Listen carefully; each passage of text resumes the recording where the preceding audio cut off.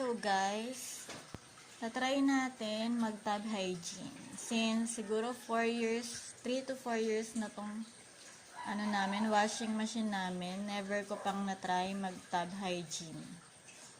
Bali yung model nung automatic washing machine namin is itong NA-F70S7. So, 7 kilograms Eco Aquabit. So, i-try na natin. Wait lang. Ang sabi, dapat i-power on siya. Yung pabukas na yung gripo din. Then, select yung tub hygiene. So, number 10 siya. 1, 2, 3, 4, 5, 6, 7, 8, 9, 10. Then, click natin yung start button.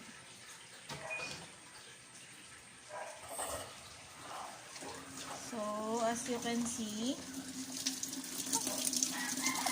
nagpupuno na siya ng tubig. So, maaga ko yung start kasi pag mga hapon na, wala na kaming tubig dito sa Cavite. Time ng start ko is 6:30 AM. Tingnan natin kung anong oras siya matatapos. So, ayan, nagpupuno pa siya. Balikan natin siya kapag medyo puno na siya. So, as you can see guys, malapit na siyang mapuno. Ayan. So, lalagyan na natin siya ng sabon. Ng chlorine. Wait lang. Bali, ang lalagay natin sa kanya is itong Zonrox Bleach. Zonrox Original Bleach. So, 200 ml daw dapat ang ilalagay sa tub. 1 cup is equals to 250 ml. So, bali, hindi natin pupunuin itong 1 cup na to. Para 200 ml lang siya. Tatransfer na natin siya sa tub. So, naunahan na ako ng pag-ikot ng tub, kaya pinost ko muna siya. Nanlawan natin.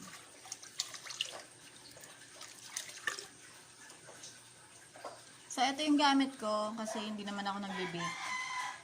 Kaya ginawa ko na lang siyang pangsukat ng mga sabon pag naglalaba. So, start natin ulit. Ayan. Nag-wash na siya. Nag-spin na siya. Antayin natin ulit.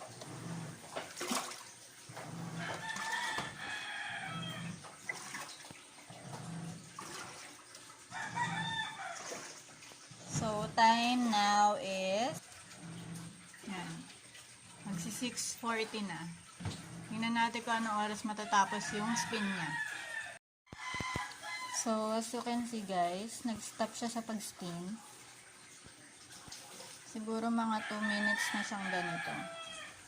Baka binababad niya pa yung loob ng washing.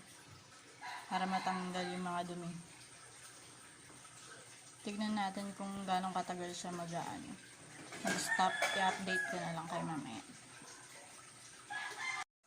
Yun, so guys, after mga 4 to 5 minutes ng pag-stop niya, ayan, nag-spin na ulit siya. Tignan natin kung gano'ng katagal siya mag-spin naman. So, ayan guys, nag-stop na naman siya sa pag-spin. Mga 30 seconds siya nag-spin. Then, nag-stop ulit siya.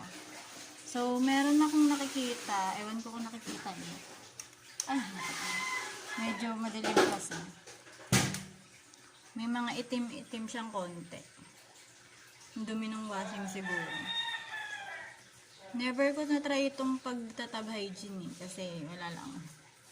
Feeling ko kasi aksayado siya sa tubig. So, dapat pala once a month siyang tinatab hygiene. Since 3 to 4 years na siya, tingnan natin kung gano'ng kadumi na yung washing machine namin.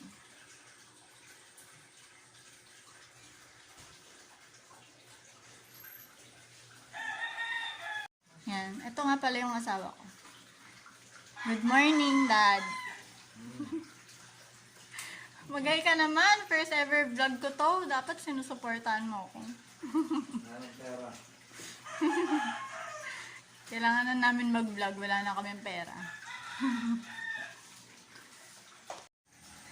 So guys, 7:43 na. Nag-start ng maglabas ng tubig ng washing machine natin. So, ayan siya.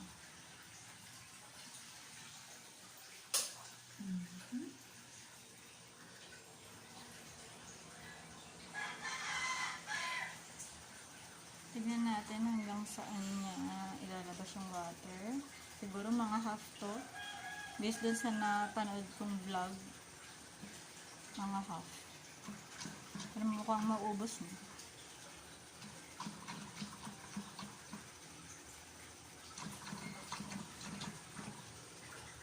So, konting debris lang naman yung mga nalinis sa washing mo.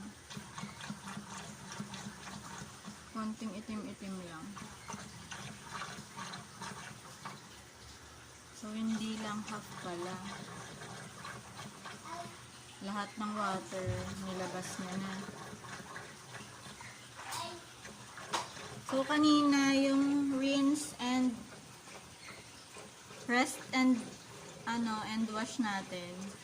Bali, naka 5 na ganun siya. Stop, then mag-wash siya. Then, stop ulit, wash. Ganun, paulit-ulit lang siya. Mga 5 times na ganun. Nag-stop siya ng ganun ng mga 5 minutes. Bago siya mag-rinse ulit.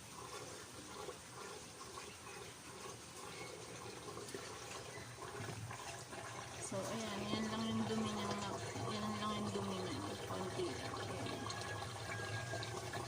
Ayan lang. Yan. Then, ito lang.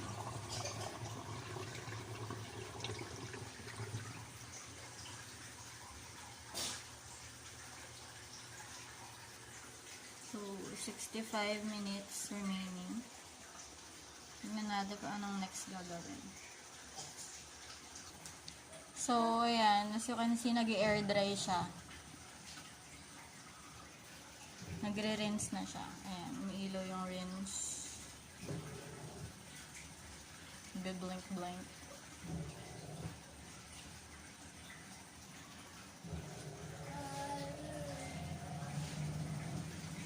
So, update ko kayo kung gaano katagal siya nag-rinse.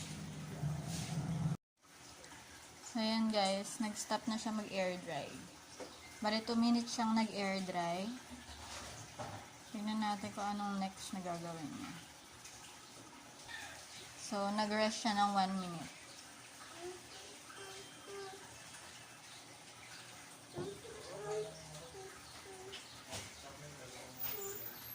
Ayan, nag-start na ulit siya maglagay ng water. Wait na lang natin ulit mapuno. So guys, ayan, mga 7:55. Nag-start na siya maglagay ng water ulit sa tub. Bali 57 minutes yung remaining. So ayan guys, half lang, 1/4. 1/4 lang ng tub yung pinuno niya. Bali pinost ko lang siya para makita niyo. Kasi nag-start na siya mag-spin. So, start ko ulit. Ayan. Nag-spin siya ulit.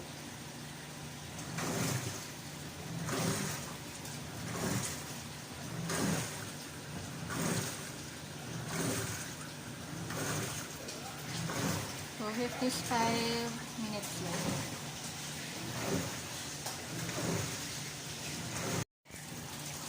Ayan, nag-stop na siya.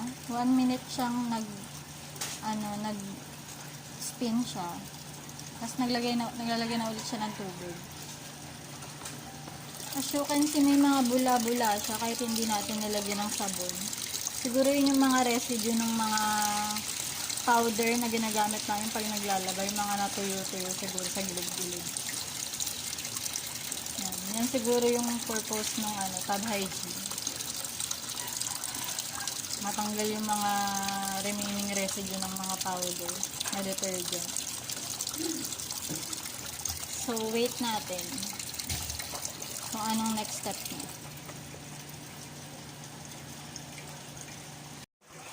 So, ayan guys. Nag-start na ulit siya mag-spin. Ayan, puno na din yung water niya. Ayan, pinupuno pa.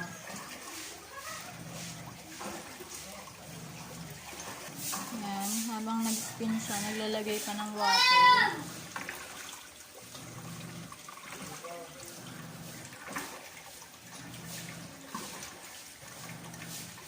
So, yung level ng water niya, mapapansin mo, lampas na siya dun sa may white. Lampas-lampas na siya dun sa ano, diba stainless muna, tapos yung white na. Lampas-lampas na siya dun.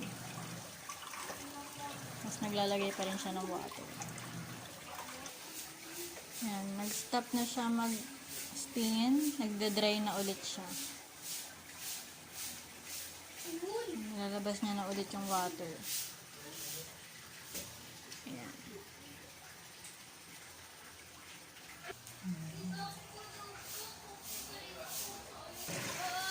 So, half ng pagdadry, nag-stop ulit siya, then nag-rinse ulit siya. Ayan, naglalagay na naman siya ng tubig. Bali yung water level niya nasa half ng tub.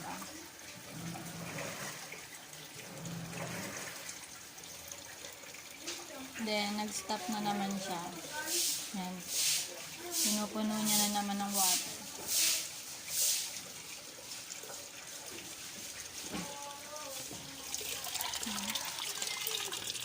Nasa half. Close mo na natin.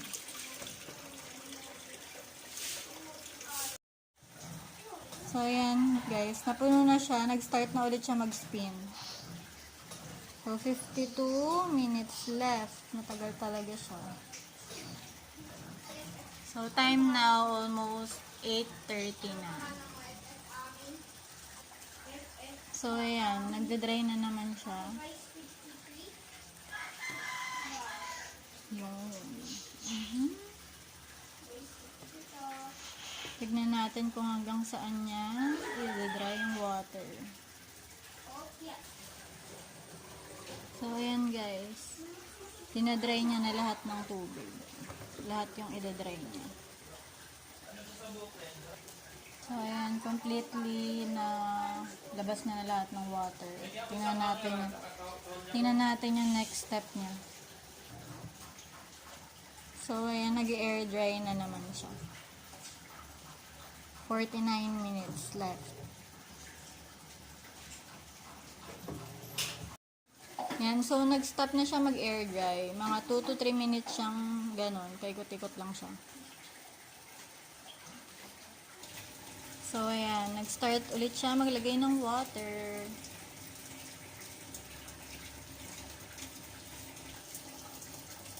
As you can see, humina na yung water supply namin. So, mas matatagalan siguro to.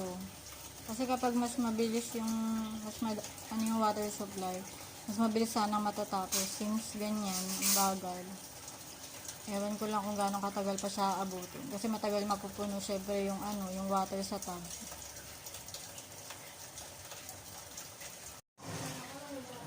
So, ayan guys. Nag-start na ulit siya mag-spin. Bali, 1/4 lang ng tub ang nalagyan niya ng water.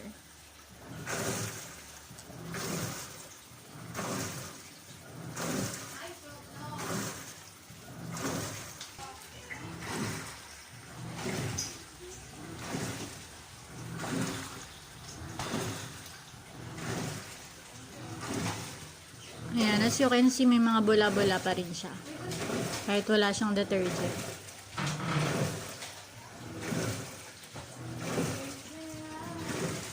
So, as you can see guys, layer by layer yung paglalagay niya ng tubig. So, parang ginagawa niya layer by layer yung paglilinis niya. So, yung ganyan na niya, mas malakas yung mas heavy yung spinning niya kapag bali, pag 1/4 lang yung water niya. So, ayan guys. Nag-start ulit siya mag-spin habang naglalagay siya ng water. Medyo matagal siya mapuno kasi mahina na yung tubig namin. 39 minutes left. So, nag-stop na siya mag-spin. Nag-dry din siya pa-half. Hanggang half ng tub. Tapos nagpupuno na naman siya ng water. So, ayan, napuno na siya. Nag-start na naman ulit siya mag-spin. 37 minutes left. Time na with 9:25 a.m. So, after 2 minutes, nag-start na ulit siya mag-dry, maglabas ng water.